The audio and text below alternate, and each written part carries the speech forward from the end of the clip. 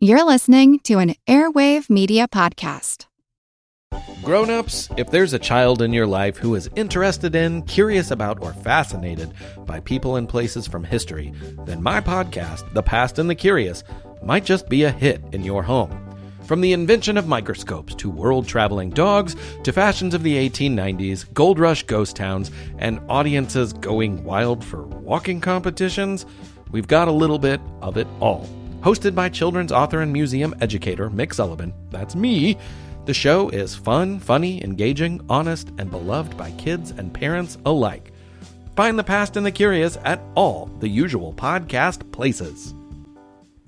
Have you ever wondered how inbred the Habsburgs really were? What women in the past used for birth control? Or what Queen Victoria's 9 children got up to? On the History Tea Time podcast, I profile remarkable queens and LGBTQ+ royals, explore royal family trees, and delve into women's medical history and other fascinating topics. Join me every Tuesday for History Tea Time, wherever fine podcasts are enjoyed. This episode is brought to you by our Patreon members. Thank you so much. Join our Patreon for extra episodes, interviews, extra content, and to help support the podcast and help us continue to do the work we do. Go to patreon.com/ancienthistoryfangirl to learn more. Everything in the world is there on that field.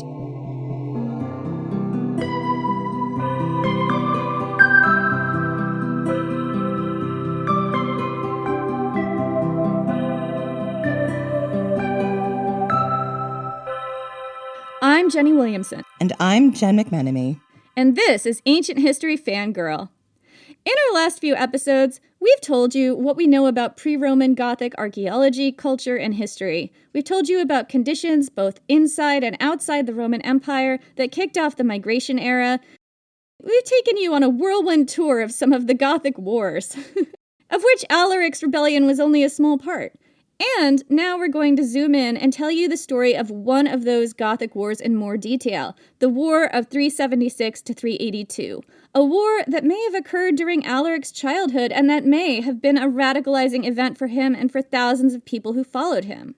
So Jen, I want you to come with me. Okay, let's do this, girl. I want you to follow me down to the shores of the Danube River. You already know this story. We've told it again and again in so many different episodes, in so many different venues. There's even a version of it in my book, Enemy of My Dreams. Once again, we return to the shores of the Danube River. We stand amidst a crowd of villagers come out of their longhouses to see the Huns bearing down on them, moving almost too fast to comprehend, their arrows blocking out the sun, the legs of their fat, fierce little ponies churning up dust, their ragged cloaks flapping in the wind behind them like battlefield crows. Hot. Sexy. Something wrong with us. I'm whipping my tits out right now. Woo! We would really fit in back then, let me tell you what. We return to the fortress at Dorosturum. We return to that fateful night where 30,000 people tried to cross a deep rushing river in leaking rafts and hollow logs and anything they could find. We return to the ones who lived, dragging themselves up onto the banks on the Roman side with their homeland burning behind them, only to be rounded up and warehoused in refugee camps. And then, the starving time. I imagine it rained. I imagine the people grew sick and starving and the dead were left where they fell to churn down into the mud. You know the story. You can practically say it with me now. The emperor sent food, but the soldiers sold it.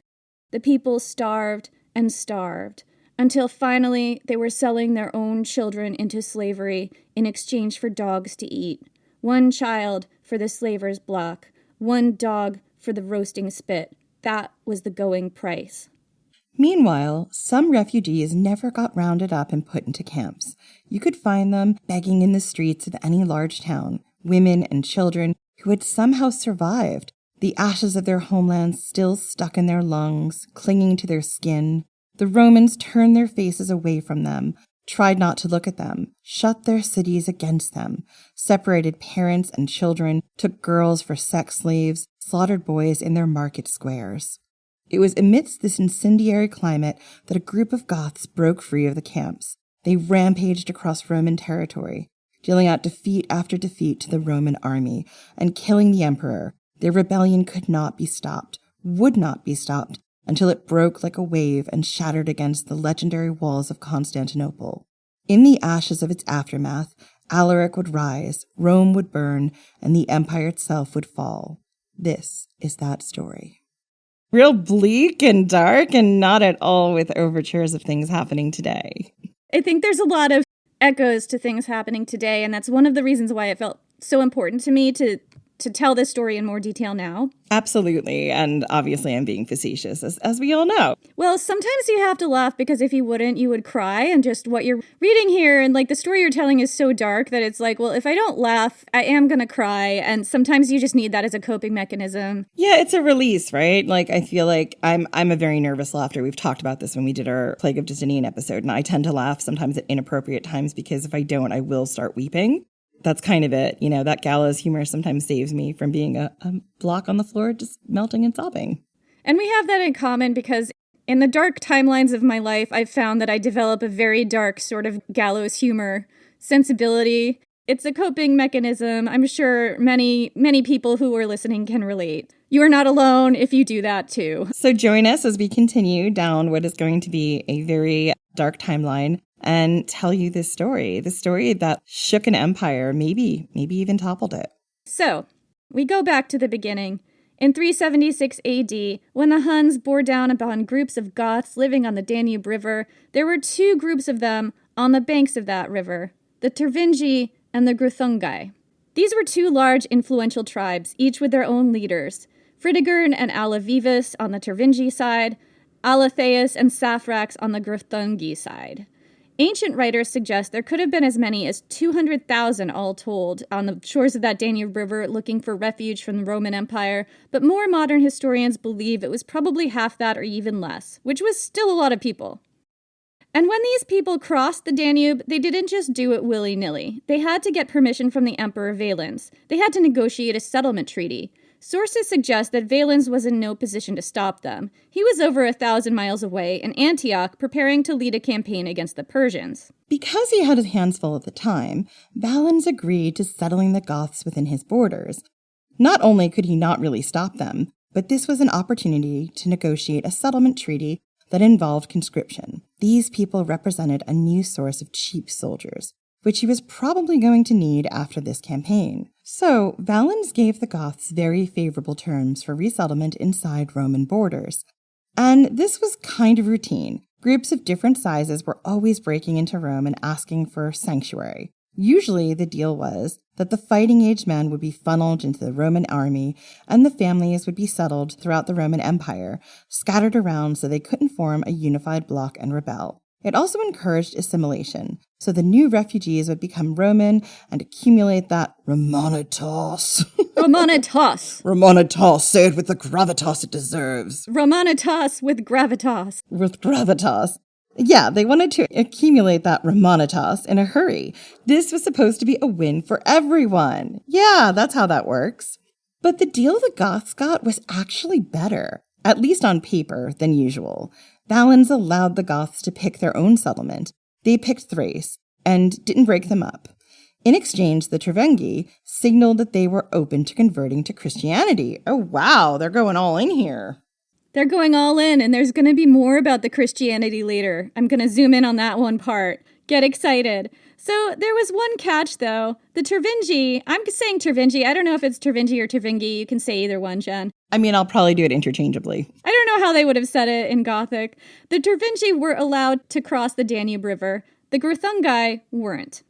This was the famous crossing on hollow logs and rafts and anything to hand. It was a dangerous crossing. The river swelled by rain. A lot of people didn't make it. And once across, the Tervingi were supposed to wait in camps until the emperor could set up their settlements for them, which he would do as soon as he got back from this war in Persia, which who knows when that would be. Because we all know how it goes when you make war in Persia, right? The Romans have been trying to do this for centuries, and it literally never goes well, and they keep trying to do it. Anyway, and key fact, their weapons were supposed to be confiscated at the border, but many of them weren't, probably because of lack of manpower. There was tension between the Roman locals and this new influx of refugees. Even Ammianus Marcellinus, our soldier and chronicler who probably saw many of these events firsthand, made this snarky comment that, quote, diligent care was taken that no future destroyer of the Roman state should be left behind, even if he were smitten by a fatal disease. I mean, can you not see some right-wing asshole saying that exact things about refugees today? Because I could. That only happened in the ancient world. People don't still behave like that. I have really bad news for you. No, don't break my heart. Everything's terrible. The world's on fire. Getting back to our story. You know this story. We've told you this story. Valens said he would send food, but the corrupt Roman guards sold that food. The officer in charge was a man named Lupicinus, and he was, shocker, on the take. He was on the take. Yeah, it was his idea to steal and sell the refugees' food. It was his idea to offer dogs to the Goths in exchange for their children. I hope there's a special spit that he's roasting on right now. You know, he'd be like immigration czar in Trump's America now. There were now 100,000 people in a small area, starving and desperate. The atmosphere in the camps grew extremely tense. Lupicinus decided to move the more rebellious refugees to a different camp to the south. He pulled guards from the Danube borders to facilitate this march. Pulling guards from the Danube meant there was no one there to stop the Greuthungi from crossing. So some of them did. They crossed the river and followed their cousins, being force-marched south. And as they walked, the Tervingi dragged their steps, slowing their progress on purpose. The plan, perhaps whispered among women and children all up and down the column, was to delay so the Greuthungi caught up, swelled their numbers, and then they could overthrow the Roman guards.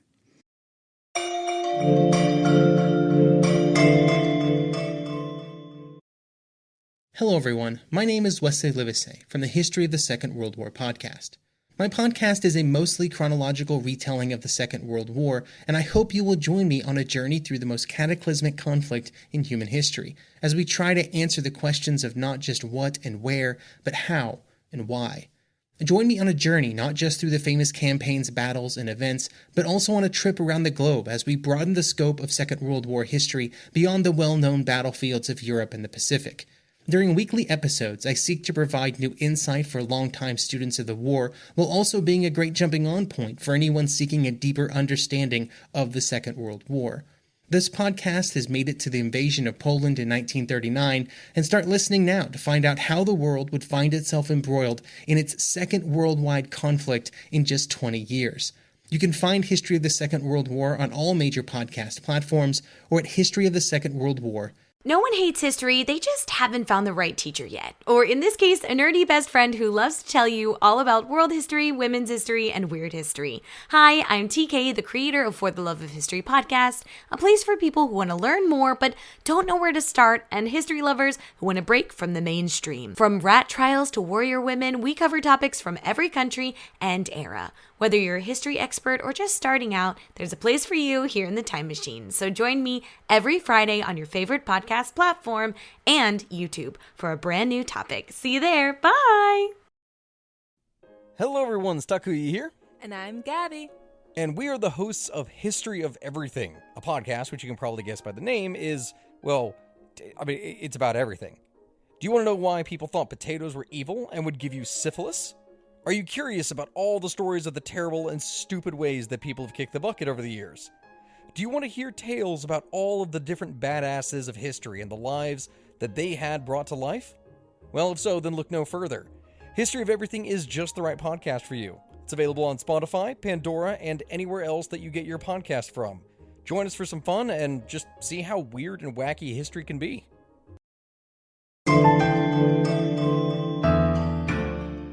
But the group reached the town of Marcianople, where the new camp was supposed to be, before this happened. And just to ensure a positive, friendly start to their new incarceration, Lupicinus invited the leaders of the Tervingi, Fritigern and Alavivus, to dinner. There was, at this point, as we've mentioned before, a strong tradition of Romans inviting quote-unquote barbarian leaders to these lavish banquets, plying them with food and drink, getting them good and loosened up. Their guard down, and then slaughtering them in bloody massacres.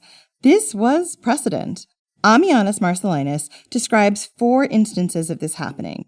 both among the upper classes and among the lower level commoners. Yeah, and what's interesting about that is that they're really using the Gothic tradition of, we've talked about, this goes all the way back to Tacitus, right? Like this Germanic tradition of banquets and drinking together and making rules and agreeing on things between communities. Like they're using that tradition. They're saying, hey, let's get together. Let's have this convivial banquet and make some rules that benefit both of us about how our two groups are going to interact in this space. And then they're just killing them all. Like they're using that tradition against them. Yeah, and as we've said a few times, like we know ancient laws and customs. We saw it at Yule, we saw it at solstice. We know the law of Xenia from the ancient Greeks. Like these banquets where you were supposed to be like breaking bread and sharing food with each other should have been sacred. You shouldn't be killing people at them. But the Romans had other ideas. Fritigern and Alavivus had to have heard of this. They must have been side-eyeing this banquet situation. I mean, yeah, they're not dumb, Yeah, they know this is in the Roman playbook, right? But they had just come from a long forced march from a starving zone and were probably absolutely famished. Maybe they weighed the possibility of getting murdered at their own banquet to the possibility of good wine, good food, and maybe a bath and a warm bed, and they decided the risk was worth it. There was a sign, though, that suggested that maybe they should be on their guard, because the rest of the Goths, the Tervingi, were camped outside the city, and they wanted to go in and buy supplies in the markets. They were out of toothpaste, their socks all had holes, they had no clean underwear, they had been in those camps for months selling their kids into slavery and eating dogs. They needed stuff, and probably food. And the Romans said no basic necessities for you. They would not allow the Gothic refugees access to the market. They stationed soldiers between them and the city walls to prevent them from going in. Needless to say, this did not go over well. While Fritigern and Alavivus were just sitting down to enjoy their appetizers, violence erupted outside the city walls. Several Roman soldiers were murdered and their corpses robbed. Lupicinus, hearing the news just as cocktail hour was finishing up, reacted by immediately taking Fritigern and Alavivus hostage and killing their retainers. This only served to inflame the Goths outside the walls. These starving refugees, men, women, and children, immediately prepared for war, planning a full-on frontal assault of the walls of Marcianople. This dinner party had devolved very, very quickly. Seeing all this, the Tervingi leader Fritigern stepped into the fray and tried to calm things down. Everyone calm down. We have some tea, put some CBD oil in the tea. He was a Lepidus type. He was like, okay, everyone, calm down, just calm down, and told Lupicinus, look, if you want to defuse this situation of 100,000 starving Goths howling for your blood just outside the walls, here's an idea. Let the people see that I'm still alive. Maybe even set me free. Because it's all about me. Lupicinus agreed to that and released Fritigern to his people. It's still a question what happened to Alavivus. He disappears from the sources after this. Did he die wasting away in a prison cell in Marcianople because his people were satisfied enough with Fritigern's release? Was he killed at some point during this hostage release process? Did Lupicinus have him executed? We'll never know. And this is significant because some sources think that Alavivus was Alaric's dad. As soon as Fritigern rejoined his people, he incited them to full-on rebellion. He was pissed. And it makes sense because the Tervingi did not want to go back into one of those starving camps. The Romans had promised food and it never came. Maybe Valens would also conveniently forget to resettle them in Thrace like he promised. They couldn't trust these Romans at all. Maybe they were just never going to get what they wanted from the two-faced murdering Romans. Also, justice for Alavivus. Absolutely. Fritigern led the Tervingi on a rampage through Rome. Lupicinus pursued them, and they met in battle 9 miles west of the city, 5,000 Romans against approximately 8,000 Goths, under Fritigern. You might be asking, with those numbers, like, what? We thought it was 100,000 Goths, to which I say, we cannot possibly explain this discrepancy. A wizard did it. A wizard did it. One of the questions is, when did the Grithungi get here? And they might be there by now and swelling their numbers, in which case, how does it work that it was 100,000 and now it's 8,000? A wizard did it. Just go with it. Yeah, but Lupicinus was clearly underestimating his enemy. Not only was he outnumbered, he failed to take into account the sheer volume of Gothic rage. I feel that rage.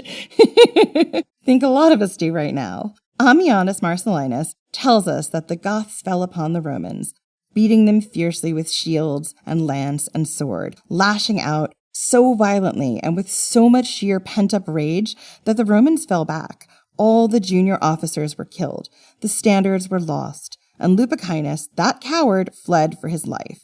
After this, the victorious Goths armed themselves by stripping the corpses of Roman dead on the battlefield and fell upon the defenseless countryside. Gothic federati garrisons employed by the Romans to guard the towns defected and joined Fritigern in huge numbers, often due to abuse from a resentful Roman populace. Like we've talked already about the tensions that already existed between Gothic legions and contingents that were guarding towns and the populace. Ammianus Marcellinus tells a story of a single Gothic garrison ordered to march to the front lines to deal with the rebels. They paused to ask for food, supplies, and 2 days to make the journey, only to be viciously attacked by their own townspeople, who hurled trash and rocks and curses at them. So they fucked off and joined Fritigern. Fuck you guys. No doubt there were lots of stories like this. So early on, Fritigern and his Goths made it roughly 230 miles south to the city of Adrianople. Fritigern attempted to besiege the city. Adrianople would have been a relatively large and wealthy town, and failed. And Fritigern pulled his people back, saying, quote, "I am at peace with walls." But he didn't have to besiege cities to get what he wanted. Wealthy prisoners in his army pointed out the richest undefended towns with the deepest food stores, even as disaffected Gothic legions and escaped slaves and refugees and countless others swelled his numbers. The same people who had once been shut out of walled cities, ignored as they begged on the streets, and starved in the camps now took their revenge, sacking the richest Roman cities and taking their wealth for themselves.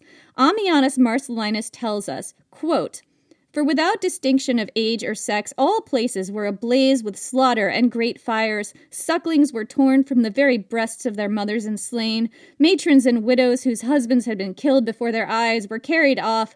Boys of tender or adult age were dragged away over the dead bodies of their parents. Finally, many aged men, crying that they had lived long enough after losing their possessions and their beautiful women, were led into exile with their arms pinioned behind their backs and weeping over the glowing ashes of their ancestral homes." The rebel Goths assembled a massive wagon train to hold all their stolen loot. This became the wagon laager, a sort of movable fortress of wagons that the Goths could chain together and use as a shelter in hostile territory. It was much more efficient than building a whole new fort every day at the end of a long march. And Valens, still in Antioch plotting his Persian war because that's going so well for him, finally got the sense that this Gothic rebellion was something he should take seriously. Valens was getting the message that he couldn't just ignore the Goths and they'd go away, right?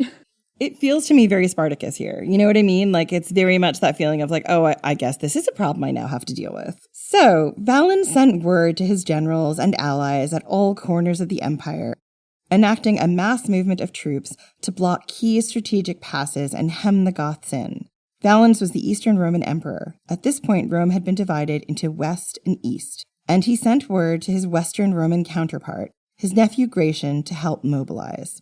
Ammianus Marcellinus says, quote, "These Roman troops, who had not yet learned the power of unbridled madness combined with desperation, drove the enemy beyond the precipitous crags of Mount Haemus and forced them into the steep defiles, in order that, shut up in deserted and solitary places and finding nowhere an outlet, they might be worn out by long-continued hunger.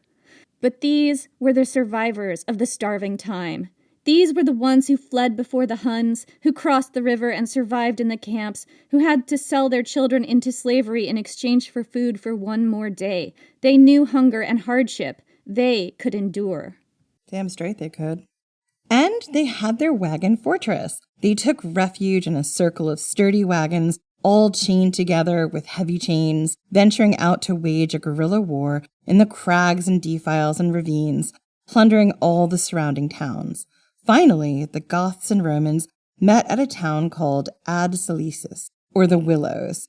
It must have been an idyllic tree-lined mountain town, but it became a bloody battlefield one day in 377 AD. When the Romans and Goths met in a mighty struggle. Here's how Marcellinus describes it, quote, "The Romans in unison sounded their war cry, as usual rising from a low to a louder tone, of which the national name is Baratus, and thus roused themselves to mighty strength.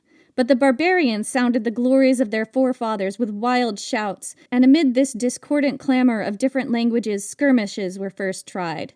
And now, after attacking each other from a distance with javelins and other missiles, they came together menacingly for a hand-to-hand conflict. The shields were fixed side to side in the form of a tortoise shed, and they stood foot to foot. It sounds like they're building a shield wall here. Yeah, a testudo. Yeah, the barbarians threw at our men huge clubs, hardened in the fire, and ran their swords through the breasts of those who showed most resistance. Thus they broke through the left wing. When this gave way, a strong troop of reserves bravely hastened to their aid from near at hand and rallied them when death already sat upon their necks. Then the battle grew hot, and the slaughter was great. All the more active rushed into the thick of the fray and met their death from the arrows that flew like hail or from the swords. Those who fled were pursued by troops of cavalry, who with mighty strength slashed at their heads and backs, and likewise on both sides by foot soldiers, hamstringing those who were in the toils of fear and had fallen. And while the whole battlefield was covered with corpses, some were lying among them who were mortally wounded and cherished a vain hope of life. Some were smitten with a bullet from a sling or pierced with arrows tipped with iron. The heads of others were split through mid-forehead and crowned with swords and hung down on both shoulders, a most horrible sight. At last day gave way to evening and ended the murderous contests, and withdrawing in disorder wherever each one could, all the survivors returned in sorrow to their tents. Finally, some of the dead, who were men of distinction, were buried in such manner as the present circumstances allowed. The bodies of the rest of the slain were devoured by the foul birds that are wont at such a time to feed upon corpses, as is shown by the plains even now white with bones. Yeah, that really reminds me of the Battle of Teutoburg Forest. Like, even though they're totally different, it has that real feeling of the haunted space and the bones. Yeah, that's why I wanted to include this quote. And Ammianus Marcellinus writes with such visceralness of stuff like this. It's like, clearly this man has seen some shit. Yeah.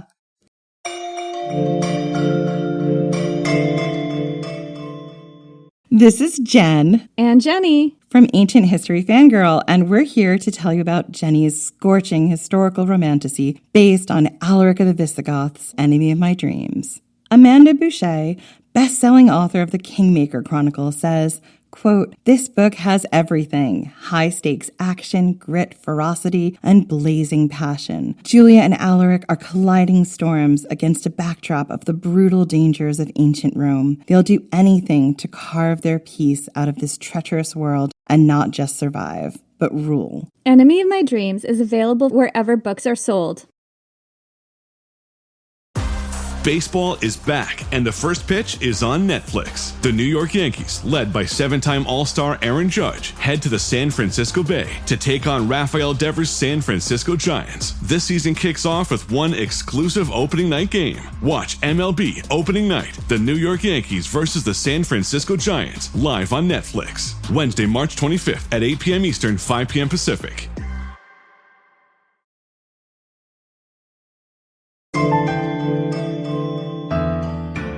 The Battle of the Willows ended in a draw, and the streets of that sleepy, tree-shaded mountain town were choked with corpses. After the battle, as dusk fell, the Goths withdrew into their wagon fortress and did not come out for a week. The Battle of the Willows took place in 377 AD. In the coming weeks and months, the Romans took steps to block off all the passes in the area. The plan was to trap the Goths in the mountains, starve them, weaken them, and then drive them into the floodplains of the Danube River, where there was nowhere to hide.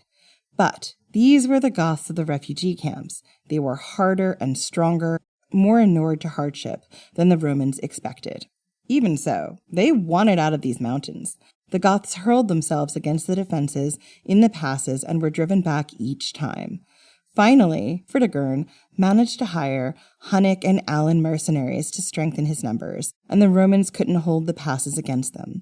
The Goths and their new allies spilled over the passes and raided down the Hellespont and beyond, sacking and burning everything they came across. Peter Heather tells us a little more about what this area was like at the time. The Goths were in the Balkans. This area is characterized by two main mountain ranges, the Haemus Mountains and the craggier and more rugged Rhodopes, separated by three wide plains, the Danubian, Thracian, and Macedonian plains. High in the mountains can be found upland valley basins with thick and ancient layers of fertile soil supporting small, socially isolated farming communities. It was difficult to get word between the high valleys. There were two main roads through this region, one running north-south and one running northwest to southeast. In the years before this disaster, this area had become gentrified.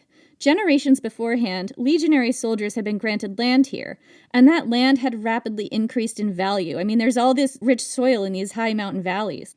Now, the wealthy from Constantinople built their second vacation villas in the picturesque, leafy mountain towns like the Willows, and palatial latifundia retreats on the fertile plains below. So what the Goths were sacking was essentially the Roman Empire's wealthy suburbs. Eat the rich!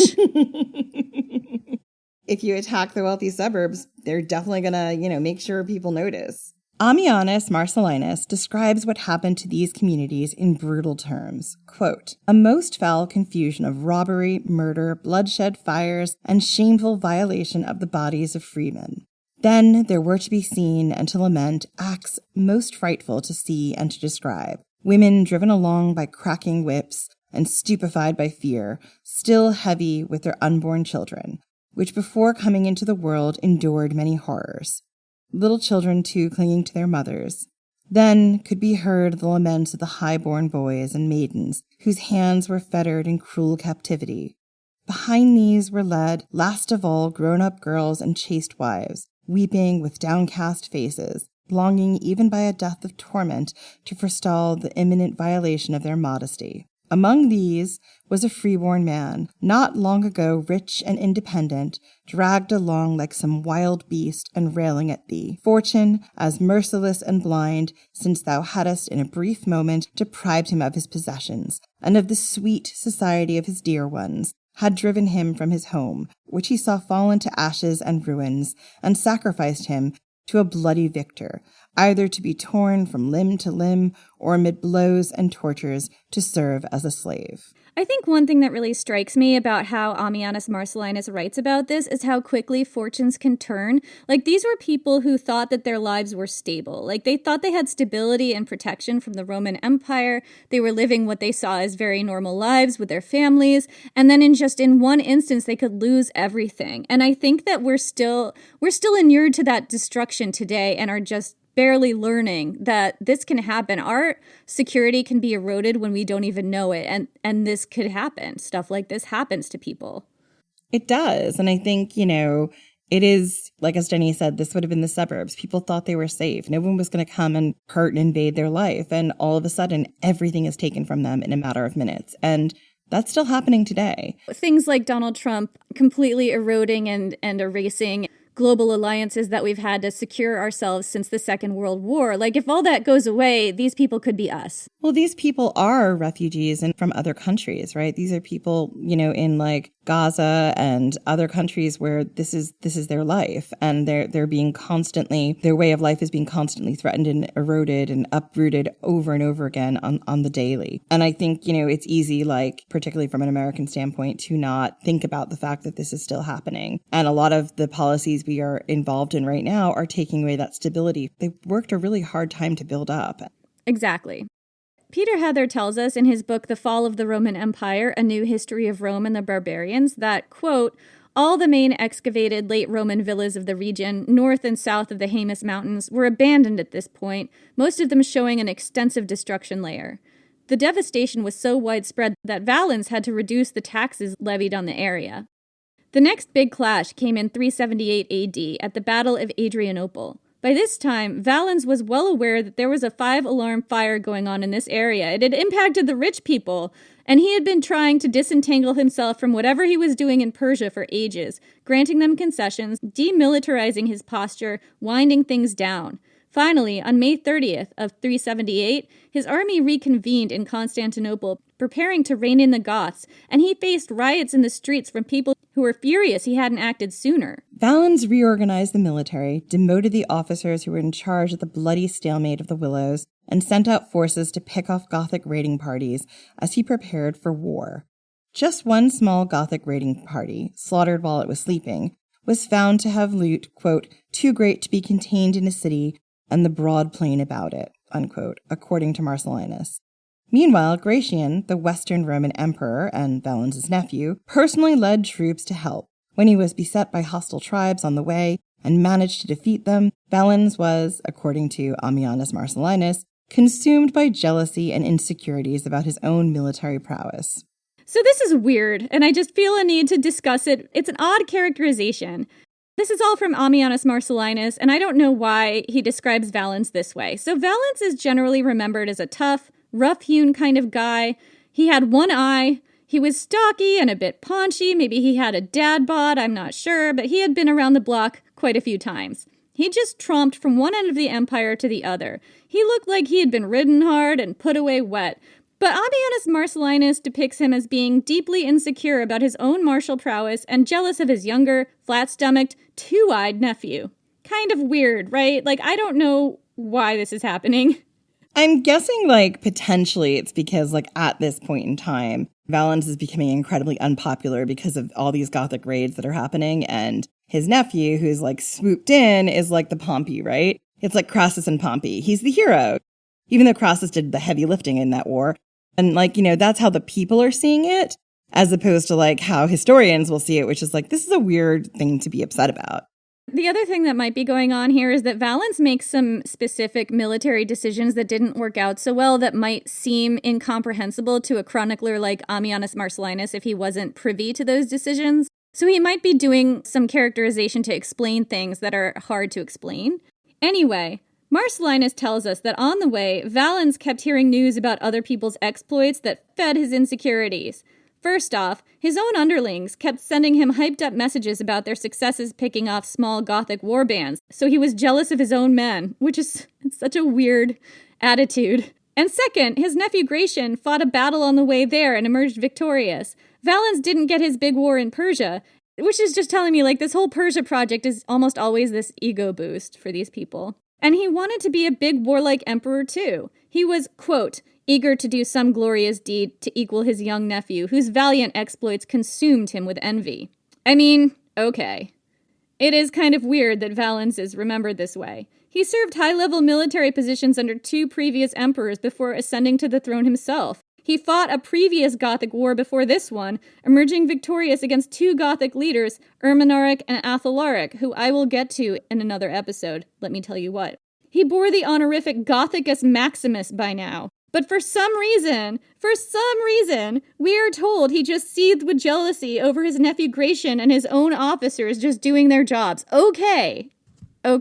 So this jealousy is allegedly the reason Ammianus Marcellinus tells us Valens was in such a hurry to make war with the Goths, no matter what, ignoring their attempts to negotiate for peace. Fritigern sent several messages proposing peace treaties, asking for only a nominal land grant, and he'd go away. Valens unwisely refused.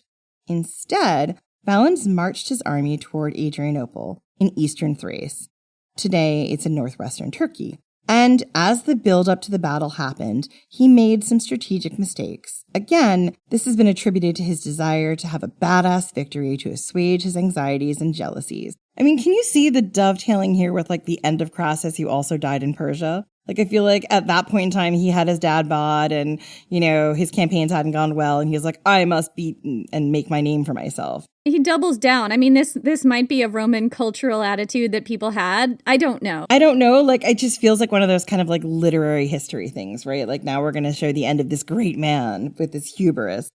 It does feel more like a literary device than the way an actual person behaves, but what do I know? So Valens decided not to wait for Gratian's troops to arrive, against the advice of his own officers, even though Gratian's generals sent a missive asking him to wait until they got there. He listened to his scouts telling him that the Goths were only 10,000 strong, even though with the cavalry, who were currently out raiding and thus not counted, they were probably twice that. Key thing now is that the cavalry were out right now. They were out sacking Thracian Starbucks. It's not clear exactly where the Battle of Adrianople took place. Some historians believe it was somewhere north of the city of Adrianople or maybe east of it. What we do know is that Valens started his march toward Adrianople sometime the morning of August 9th and arrived around noon after marching fast 8 miles over rough ground in the heat. His troops arrived dehydrated, exhausted, and looking uphill to where the Goths had fortified their wagon fortress at the top. The Goths were ready. They had spent the last few days setting fire to everything they could find. Villages, towns, crops, forests. They were going full scorched earth. So the Romans approached them through a burning hellscape, the smoke irritating their lungs, the dry heat parching their throats. The Goths kept all that was precious inside that wagon circle. Their families, their women and children, their plundered loot.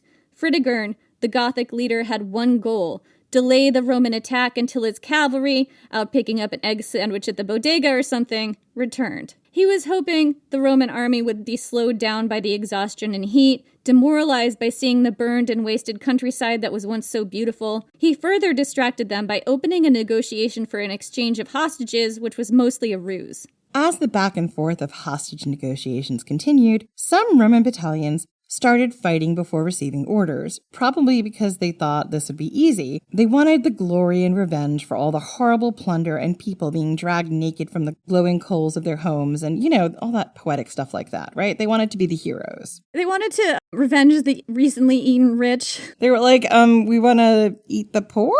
We're not sure.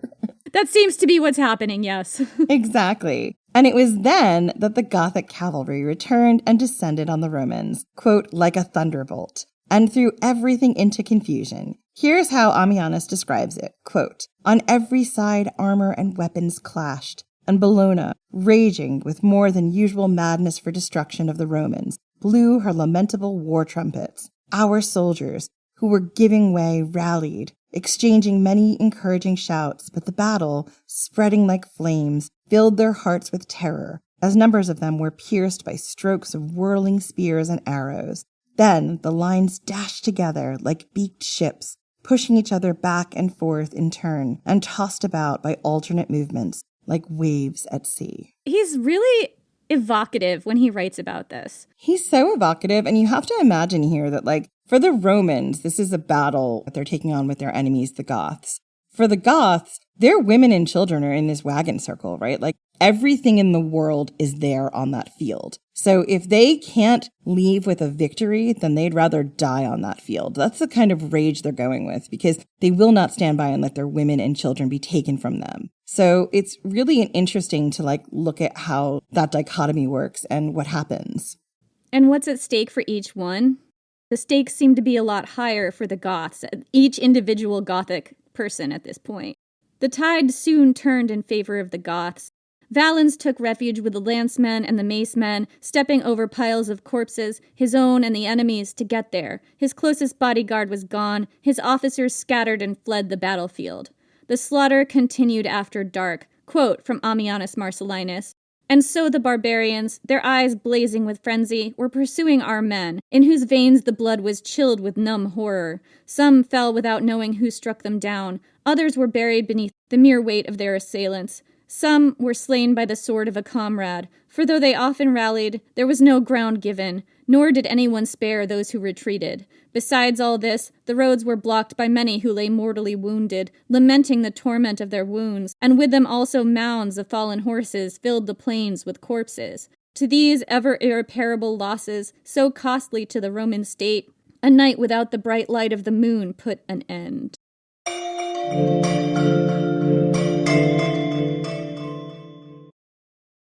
This episode is brought to you by Redfin. You're listening to a podcast, which means you're probably multitasking. Maybe even scrolling home listings on Redfin, saving homes without expecting to get them. But Redfin isn't just built for endless browsing. It's built to help you find and own a home. With agents who close twice as many deals, when you find the one, you've got a real shot at getting it. Get started at redfin.com. Own the dream.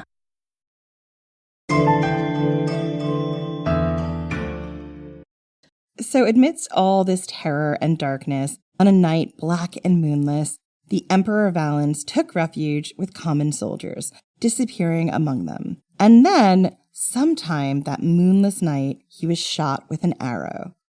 Ammianus Marcellinus offers two versions of his death. In one, he died of his wounds in battle, anonymous amidst his own common soldiers. The other is more elaborate. In this one, Valens was mortally wounded by an arrow and took refuge in a nearby farmhouse with his closest retinue and a few eunuchs, as one does. It is the late Roman Empire, after all. There are lots of eunuchs in administrative positions, because, much like childless cat ladies, eunuchs have no children and therefore no stake in the future. And yet they had quite a lot of power. What's interesting is that was their justification for giving eunuchs power, the thought that they wouldn't try to usurp the government because they didn't care about the future. J.D. Vance should be encouraging childless cat ladies to run for office. Because we won't usurp the future because, we're not breeding. We'd have no stake in it. We don't care about the future. I hope everyone gets sarcasm. I don't think the MAGAs do. So getting back to this story, somebody in the party tried treating Valens' wounds. Maybe it was one of the eunuchs. Ammianus Marcellinus specified that it was someone with little or no medical training. The wound must have been bad, and the situation must have been desperate to have someone try it who had never done this before. Ammianus Marcellinus paints a grim picture of the emperor holed up in the upper floor bedroom of this farmhouse, one of his retainers attempting to pull an arrow out of him with unskilled hands, all while a band of murderous Goths tried to break down the door. The Goths didn't know Valens was in there. They wanted to get into this farmhouse to plunder it, and while some poor, unqualified eunuch tried to extract an arrow from the emperor's gut, someone else in his party was trying to drive the Goths off by shooting arrows at them from the second-floor window. That only seemed to piss them off. The Goths piled firewood and bundles of straw all around the house and set it on fire, burning everyone inside alive. Valens' body was never found. The only reason we know the tale is that one of his bodyguards jumped out of a second-story window and was taken prisoner. When he told the Goths just who was in that farmhouse, they were furious that they'd missed the opportunity to take the emperor hostage. And so I just want to pause here and refer back to that prophecy that we had at the beginning of Ammianus Marcellinus, which happened, I think it was at the beginning of our first episode on the migration era, where people were randomly shouting, "Let Valens be burned alive," like every time they stubbed their toe or something. That's what this refers to. It was a prophecy, theoretically that happened before Valens was actually burned alive, and it was a sign and a portent, shall we say. So, that was the Battle of Adrianople. It was a stinging defeat for the Romans, resulting in the loss of their emperor. And afterward, with the terrible death cries of the dying and wounded still echoing in the background, the survivors scattered into darkness and chaos. At daybreak, a ferocious crowd of Goths attacked Adrianople, believing that Valens had left all his treasury there. A vicious battle broke out at the walls of Adrianople, with hundreds on either side slaughtered, until a rainstorm drove the Goths back to their wagon fortress. They sent spies to sneak into the city and set it on fire. But the spies were captured, tortured, and beheaded. The city put up a fierce resistance and finally drove the Goths off. So the empire had been beheaded. The East had no leader. Somewhere in Rome, a vengeful official gave the order for thousands of immigrant Gothic boys, separated from their families and fostered in Roman homes, should be shot dead in market squares all throughout the empire. And the Goths, with their Alan and Hunnic allies, rampaged 150 miles east to Constantinople itself. Constantinople would have been a rich city indeed to plunder. That was the capital of the Eastern Roman Empire at this point. And if the Goths got to burn it, it would be like Alaric sacking Rome, which hadn't happened yet, to be clear. But they faced barriers. In its time, Constantinople would become famous for its legendary walls, a double-layered defensive construction only brought down by the monstrous cannon basilica 1,000 years later. We covered that, by the way. It was in our Greek fire episode. But those walls were not the walls that defended Constantinople now. Most recently, starting in 330 AD, the Emperor Constantine had fortified Constantinople, building a single wall reinforced with regularly spaced towers. That construction had only finished about 17 years ago. While we don't know much about what these walls would have looked like today, they were probably impressive for their time. But it wasn't the walls that turned the Goths back. It's said that a group of Arabic mercenaries had been summoned to defend the city, and when the Goths approached Constantinople, those mercenaries rushed from the walls to attack. A battle raged. Neither side clearly won. But then, as the sides retreated, one of the Arabic fighters, wearing only a sweaty loincloth and, quote, uttering hoarse and dismal cries, as Marcellinus says, rushed into the crowd of retreating Goths, killed a man, and sucked the pulsing blood out of the wound in his throat. Hot? Sexy. He was all about that blood play. The Goths were thoroughly freaked out by this. No. They've done a lot of sacking and burning and dragging people naked over the coals of their homes and whipping and slaughtering of babies and whatnot, but this was the line that they drew. Even for the Goths, this is too metal. Too metal even for us. Yeah. They took a look at this vampire because obviously this was a vampire, and then at the tall, towering walls and the immensity of the city beyond, and decided, you know what? Fuck it. You know what? Never mind. Fuck it. Forget it. They turned around, scattered throughout the provinces to the north, all the way to the Julian Alps, and, I guess just sacked easier targets. The Gothic War raged for another 4 years, and these years are not very well documented. Ammianus Marcellinus' account ends with the Battle of Constantinople and this blood play vampire that freaked out the Goths. I mean, I love that story. Like, it's very metal, but also it's just like, really, that's their line? They had a line, clearly. They're like, oh no, this is too brutal for us. No. What I suspect is they were like, okay, we can handle all of this. It's like, but if this is how they're maybe going to treat our families if we lose, I am not down with this. Jen brings the humanity. I try. Are they going to suck all of the blood or just this blood? Like, how far does this go? What do they do to their prisoners? I don't know. This might be too far. Well, we're strong enough. Maybe we just fuck off. If we die in battle, will we be drained and then raised up as vampires? Yeah. Or will they keep us and drink our kids' blood in front of us like weirdos? I don't know. Anyway, the Gothic War raged for another 4 years, and these 4 years are not well documented. Ammianus Marcellinus' account ends with the Battle of Constantinople. Eventually, Theodosius I became the new Roman emperor. He tried to build up the army from its heavy losses during these Gothic wars, drafting farmers and mercenaries, many Gothic themselves, from the fields beyond the Danube. This conscription was heavily resisted. Some of the farmers cut off their own thumbs, so they couldn't hold a sword. Others hid and deserted, helped by their fellow farmers. Theodosius responded harshly, with laws punishing deserters and anyone who hid them, offering rewards for any turning a deserter in. He forced even those who had cut off their thumbs into the army. At some point, the rampaging group of Goths split up. One group, the Greuthungi, spread into Pannonia and signed a peace treaty that allowed them to settle there. The Trevengi rode south into Macedonia. Theodosius took his new army to meet them, but unfortunately his army was filled with forced conscripts who couldn't hold a sword because they'd amputated their own thumbs, because that's how much they did not want to be there. That army deserted, dissolved on the field like a morning mist. Who is surprised by this? No one. Literally no one. And Theodosius had to retreat. The Tervingi were just getting down to declaring themselves the real rulers of the area, bullying local cities into paying them protection money, when Gratian in the west finally decided to pitch in a second time.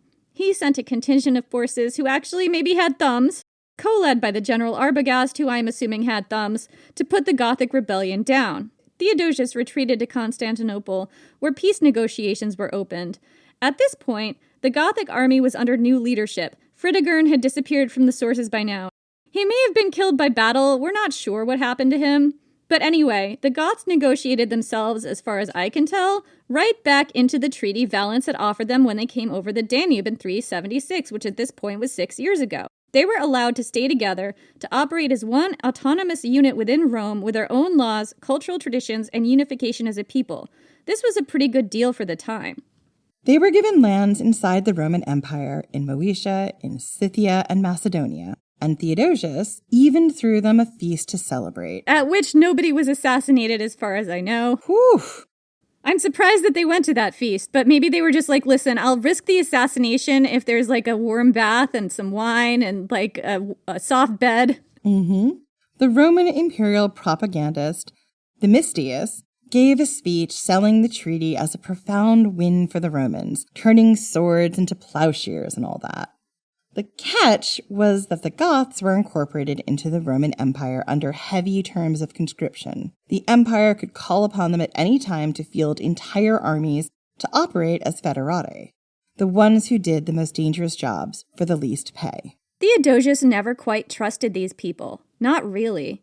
And that was clear when 14 years later, a young up-and-coming foederati leader named Alaric led a group of auxiliaries from this community at the Battle of Frigidus, only to have his people treated like cannon fodder. Some 20,000 of them, half his forces, died at that battle, and Roman chroniclers said that that was a good thing. They said Theodosius had probably wisely ensured it was the foederati who took the brunt of damage so that they couldn't rebel later. Reducing their number on the battlefield, rather than those of Roman troops, seemed like the only sensible thing. The Battle of Frigidus, where Alaric made his debut in the annals of history, was in 394 AD. By then, it had only been about 18 years since a ragtag group of Gothic refugees had crossed the river into Rome. been starved in the camps, broke out to plunder and cause mayhem, and been battle-hardened by all they had seen and done. A youth who was 15 at the start of the Roman refugee crisis could have been just 33, a veteran of the Battle of Adrianople, a former inmate of the starving camps by the time of Frigidus, and no doubt there were many such in Alaric's Federati band.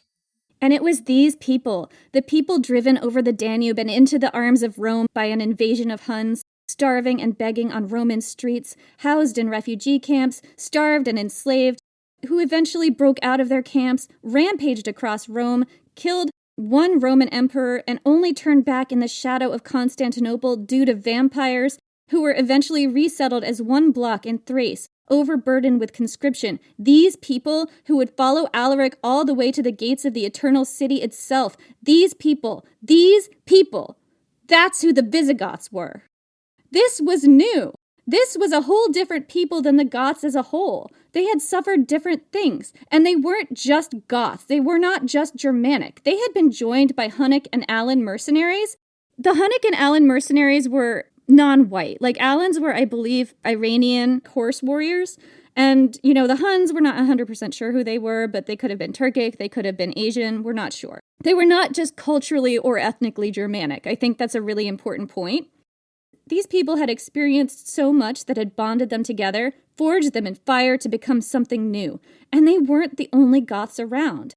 There were also the Ostrogoths, their close relations, who had a similarly epic and completely different history. These two groups had very different destinies and two very important roles to play in the fall of Rome. And in the next episode, we'll tell you the Ostrogoth story. So that's it for this week. We'll be back in 2 weeks, most likely, with the next installment of this story.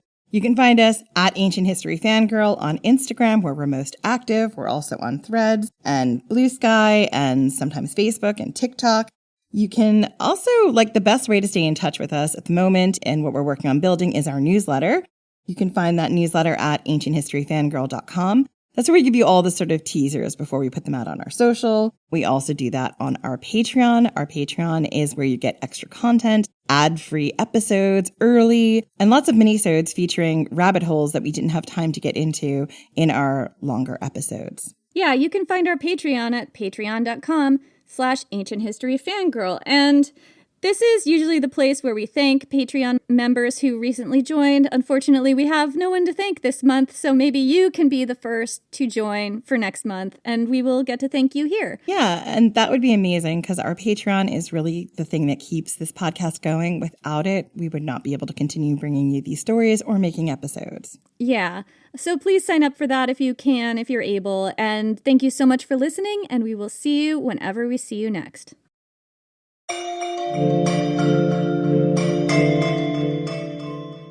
Hey everyone, it's Jen and Jenny here. And as an extra special treat, we're giving you an excerpt from the audiobook version of Jenny's novel, Enemy of My Dreams, narrated by the superb Lisa Flanagan. It's an enemies to lovers romance about Alaric of the Visigoths and a fictional Roman princess, Julia. All of this is very fictional. But anyway, one of the fun enemies to lovers things going on here is Julia has to persuade Alaric to work with her to get what she wants, which is an empire, obviously. What girl doesn't want an empire?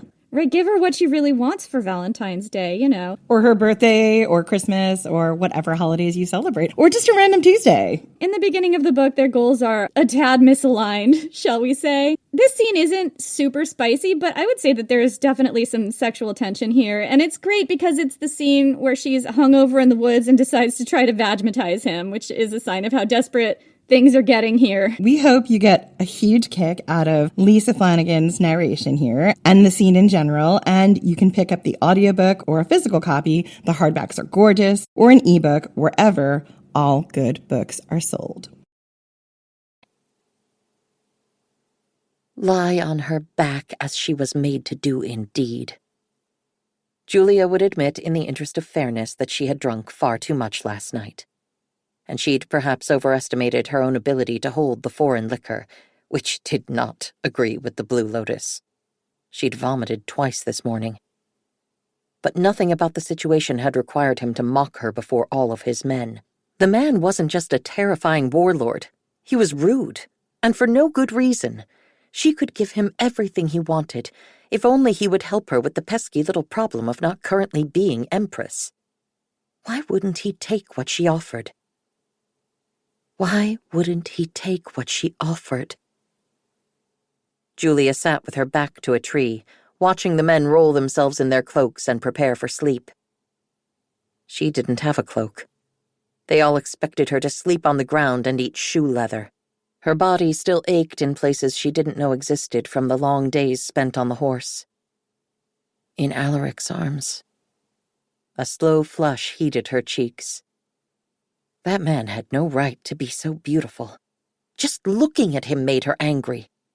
What right had he to be so tall and so perfectly built? She couldn't stop staring at the swell of his chest beneath his tunic, the chiseled strength of his arms. But looking at his face was perhaps the most dangerous of all. Clean-shaven and arrogant, skin tinged with gold as if he spent all his time in the sun. And those eyes. The shock of meeting his gaze was enough to make her forget her own name. She could hate him for that alone. He was across the clearing now, rubbing his horse down with a handful of grass. Julia couldn't help but stare at the way his back muscles shifted beneath his tunic, the way he placed a hand on the horse's haunch, speaking low. She sucked in a furious breath. He hadn't touched her last night. She'd woken up in the tent that morning freezing on the hard ground and her head pounding worse than it ever had in her life, thoroughly untouched. She'd been at his mercy and he hadn't touched her. He did want her, did he not? Had she imagined the heat that seemed to scorch her skin whenever he looked at her? If he ransomed her back to Honorius, she was done for. Julia felt her hands clench into fists. He had refused her alliance. All that was left was seduction. She could admit last night hadn't been her most elegant attempt.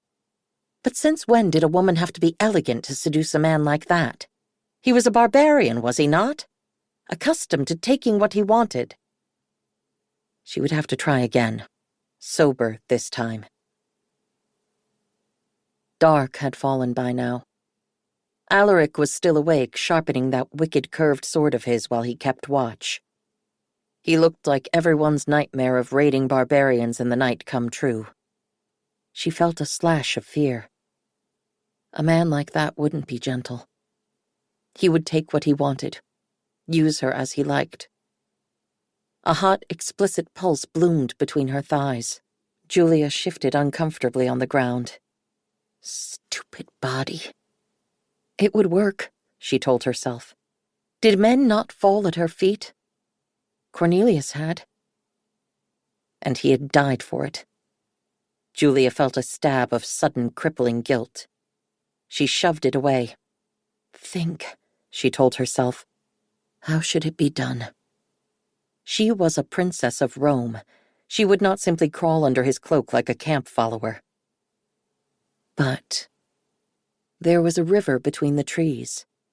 It would be the perfect place for a seduction. Moonlit and private. Julia rose to her feet. Alaric's gaze fell on her, and for a moment she couldn't move as he lazily perused every inch of her. She felt it. A wave of heat that ignited an answering burn beneath her skin. Oh, yes. He wanted her. He did. This would work. She turned and started walking through the trees. The water broke the moon's reflection into 1,000 shards of silver. Soft mosses cushioned her footfalls. It was a very mythological place.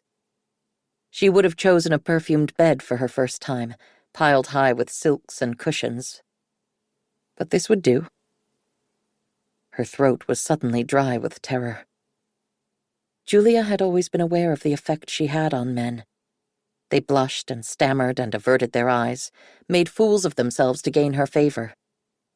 Of course, her body would be pledged as her father willed, and if she turned up pregnant before marriage, that was a dire offense.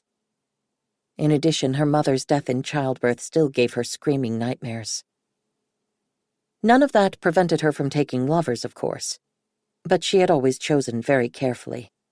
Men like Cornelius, sweet and biddable and easily controlled. men so grateful for her favor that they would never dare transgress beyond what was offered. Which was to say that the princess with the reputation for orgiastic revelry was still, technically, a virgin. Alaric was completely unsuitable to share her bed, of course.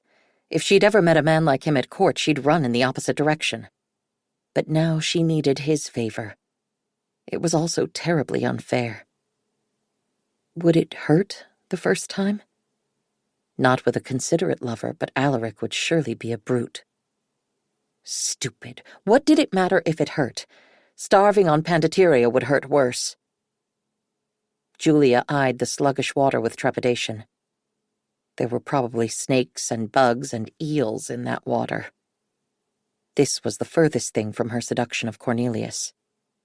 There was dirt under her nails, and her hair was long and loose and tangled, crusted with something she shuddered to name. Her gown was a torn, soiled wreck. She had no armor. Julia sighed. She knew what had to be done, and she did not want to.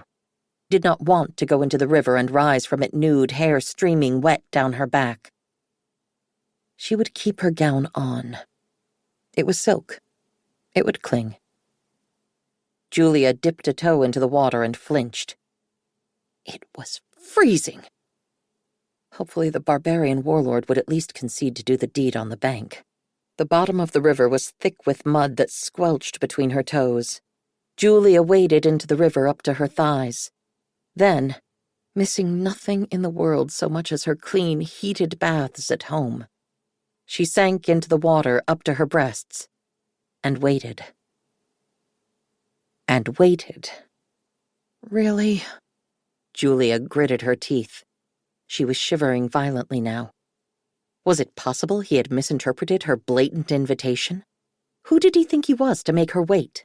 Something cold and slimy brushed her feet. Julia leaped up with a yelp. When she looked back, he was leaning against a tree on the riverbank, watching her. Is this an elaborate performance for me?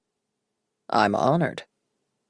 Casually she stood, wringing out her hair like she'd seen Aphrodite do in a famous portrait. What performance? I'm simply having a wash. You gave no orders not to. He smiled faintly. You don't strike me as the kind who follows orders. Very perceptive. I prefer to give the orders. Julia let her voice drop to a suggestive purr. I will only obey a man worthy of commanding me. Slowly she began to walk toward him, trying not to slip on the treacherous river bottom. His eyes were on her with the fierce attention of a wolf watching a wounded deer. Suddenly she was extremely aware of how her wet clothes stuck to her body. Is this what you want, woman? There was a harsh edge to his voice. He was so direct. Her face heated. Does it matter what I want?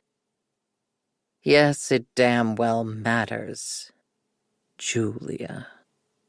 He purred her name, a mocking edge to his voice. Then he pulled off his tunic and stood before her, naked from the waist up. Her face went up like a bonfire. Julia had seen plenty of men's naked torsos before, but with the exception of gladiators, those had been very different from Alaric. In her circles, the smooth, slim perfection of youth was the ideal. No hint of vulgar excess. Excessive wasn't how she'd describe Alaric. Magnificent was more fitting. She saw a broad, muscular torso, hard from a lifetime wielding sword and spear, crossed with scars that only made him more breathtaking. The only thought she could summon was that everyone she knew had been wrong about male beauty. Completely wrong. Suddenly she wasn't cold at all. She was burning in her own skin, and he hadn't even touched her. Then he looked at her with a mocking turn of his mouth and tossed her his shirt. Since you're down there, wash this. She caught it on instinct. It smelled of man and horse and sweat. His laughter curled her toes in the riverbed, and she had never hated anyone more. You bastard! She made as if to rip it in half. I wouldn't if I were you. He turned and started back to the camp. And wash yourself while you're at it, Julia. There's vomit in your hair.